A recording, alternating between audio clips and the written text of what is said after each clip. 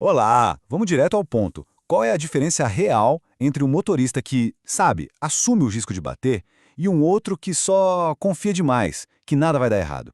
Pois é, essa linha bem fininha entre dolo e culpa é um dos assuntos que mais derrubam gente boa em concurso. Então, nesta análise, a gente vai destrinchar cada detalhe, cada vírgula, para que nenhuma pegadinha te pegue de surpresa e aqueles pontos preciosos fiquem garantidos na sua prova. Para a gente montar um raciocínio que seja a prova de qualquer banca, a gente vai seguir esse roteiro aqui, ó. Primeiro vamos achar onde o dolo e a culpa se encaixam na teoria do crime. Depois a gente entende a regra geral, passa pelas teorias, os tipos, e aí vem o principal, a diferença matadora entre dolo eventual e culpa consciente. Isso é um prato cheio para bancas como a CESP. E no final, claro, um mapa mental para fechar e nunca mais esquecer. Certo. Primeiro passo. Onde é que moram o dolo e a culpa? Pode até parecer um detalhe meio bobo, mas saber a localização exata desses dois na estrutura do crime, nossa, isso separa a resposta certa da errada numa questão daquelas bem capciosas. Pensa assim, ó, a estrutura do crime é como se fosse um endereço. O país é o fato típico. A cidade dentro desse país é a conduta. E o dolo e a culpa? Bom, eles são os moradores dessa cidade. São os elementos que dão vida, que dão sentido para a conduta.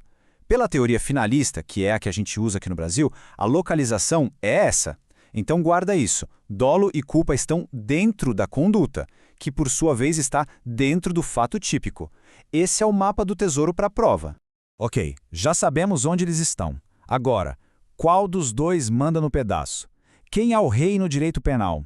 Existe uma hierarquia bem clara, e entender isso é a base para interpretar a lei do jeito certo. E aqui está a regra de ouro, pessoal. O dolo é o padrão, é a regra. A culpa? A culpa é a exceção da exceção. Para alguém responder por um crime culposo, a lei precisa chegar gritando, sabe? Com um letreiro em neon piscando. Esse crime aqui tem inversão culposa. Se a lei não falar nada, se ela ficar em silêncio, a conduta culposa simplesmente não é crime. O fato vira atípico. Simples assim. E olha só, o próprio Código Penal desenha essa regra para não ter erro. O texto é claro, salvo os casos expressos em lei. É exatamente isso que a gente chama de princípio da excepcionalidade do crime culposo. A regra é punir a intenção, o agir dolosamente. Beleza, dolo é intenção. Mas o que é intenção para a lei exatamente? É só querer o resultado? Ou será que aceitar o risco já conta? Para responder isso, a doutrina bolou 3 teorias que tentam basicamente decifrar o que se passa na cabeça do agente. Vamos ver cada uma delas. A primeira, que é a base de tudo, é a teoria da vontade. Pensa nela como uma equação. Dolo é igual à consciência, que é saber o que se está fazendo, mais a vontade, que é querer aquele resultado. Não adianta só saber, tem que querer. Esse é o dolo na sua forma mais pura, a teoria que explica o nosso dolo direto. Aí vem a segunda, a teoria do assentimento. Aqui a vontade já não é mais tão direta. O agente não precisa querer o resultado de fato. Basta que ele preveja o risco e, bom, aceite. Que ele assinta com aquela possibilidade. Guarda essa palavra, aceitação. Ela vai ser a chave para a gente entender o dolo eventual daqui a pouquinho. E por último, a teoria da representação. Essa aqui é a mais radical de todas. Para ela, é bem simples. Se o agente previu o resultado como possível, já era, é dolo. Só o fato de imaginar a possibilidade já seria o suficiente. Não precisa querer, não precisa aceitar, basta prever.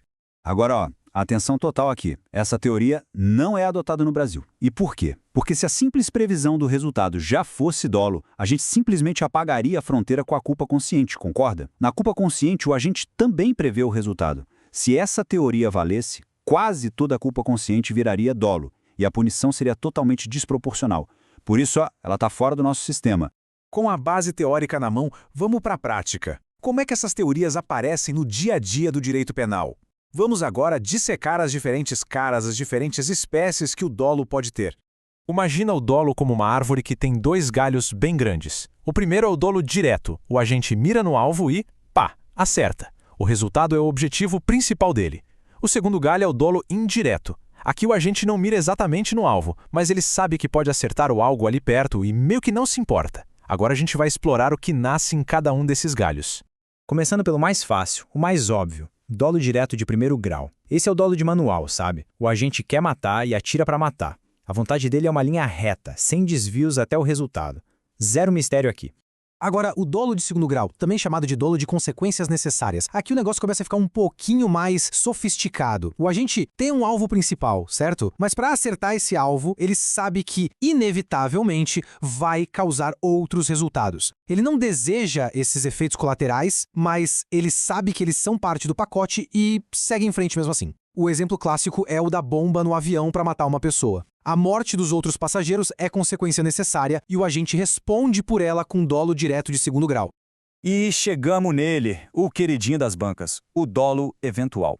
A palavra-chave aqui tem que acender na sua mente, é indiferença. O agente prevê que o resultado ruim pode acontecer, ele não quer aquilo diretamente, mas ele pensa, se acontecer, paciência, dane-se. Ele assume o risco de forma consciente, ele literalmente não se importa. Essa atitude de pouco caso é o que define o dolo eventual. Para fechar as espécies, temos o dolo alternativo. Aqui, a vontade do agente é tipo tanto faz. Ele atira na direção da vítima pensando, meu plano A é matar, mas se eu só machucar gravemente, para mim já está ótimo. A intenção dele cobre os dois resultados. Qualquer um que aconteça já satisfaz o dolo do agente. E agora, o momento mais esperado, o campo minado dos concursos.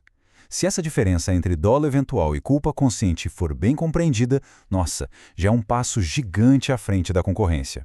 A pergunta de R$1 milhão é, qual a diferença entre assumir o risco e confiar que o risco não vai acontecer? Olha, a diferença está toda na atitude mental do agente. No dolo eventual, ele é um pessimista indiferente. Ele prevê o resultado, aceita e pensa, dane-se. Já na culpa consciente, ele é um otimista imprudente. Ele também prevê o resultado, mas confia cegamente na sua habilidade, na sua sorte e pensa, isso não vai acontecer comigo não. De um lado, a gente tem indiferença. Do outro, uma confiança excessiva, liviana. É isso.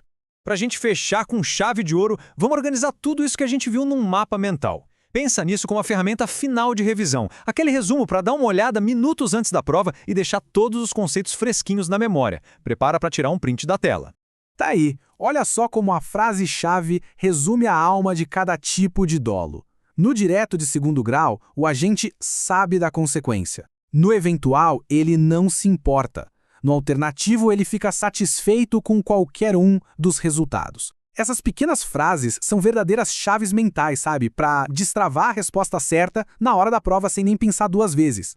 E a gente termina com essa provocação. Porque no papel, na teoria, tudo parece bem claro, né? Mas na prática, no mundo real, como é que um juiz entra na cabeça de uma pessoa para saber se ela foi indiferente ou se ela só teve uma confiança equivocada? É por isso que esse tema é tão fascinante e tão cobrado. Ele não testa só o conhecimento da lei, mas a capacidade de analisar a complexidade da intenção humana. É essa análise fina que separa os aprovados. Então foca nisso e continua firme nos estudos.